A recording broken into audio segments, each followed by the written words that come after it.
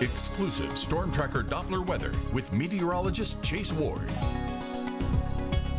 Starting off mostly clear and quiet, we did have some light patchy fog try to develop across portions of southern Arkansas from El Dorado up towards Camden, but now that the sun is beginning to rise at 6:47, most of the visibility is starting to improve, and there's nothing to track on Doppler radar right now, and don't really expect to. Now, there has been some very light traceable amounts of drizzle across parts of central Arkansas, as we do see more of a influx of moisture in the upper levels, and even here in the lower levels as well, as a very stagnant air mass currently remains in place. And of course, the water vapor imagery shows evident of moisture in the upper levels. All this darker shade of color there, well, that's just moisture content, but there's more drier air still kind of further to the south. That was over our area earlier this week and the skies were clear, but we're going to see more of a sun cloud mixture through this evening. Now, area wide, we're sitting in the mid 60s, but Monticello is still sitting at 71, Monroe 69, 67, Ruston 65 up in El Dorado, and our dew points, they've also increased here at the surface, and it's not going to be making it feel all that great for this afternoon.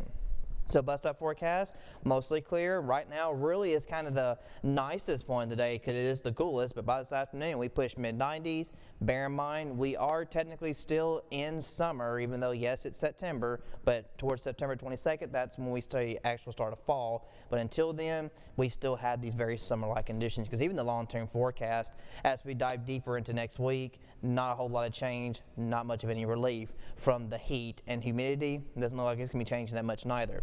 So as we dive into this evening, a few clouds, don't expect much of anything as far as rainfall. Now through tomorrow, we could possibly see maybe a pop-up shower or two, thanks to the increased moisture content at the surface and aloft as well. It's that typical summertime like forecast. One back in August, it was just hot, it was just humid every day, and could be a similar situation for tomorrow. So once we go into late tonight, there's going to be a few clouds that will linger. Winds, you notice, they kind of shift out of the east-northeast, but we have some southerly flow just down to the south, so we kind of have a little clash of the winds there, so that could allow for some instability, for some pop-up showers to occur, and of course there's going to be plenty of moisture present for that. So again, maybe a pop-up shower not fully out of the picture for tomorrow, but not all places are going to be guaranteed rainfall, so we can just keep rain chances just 10%.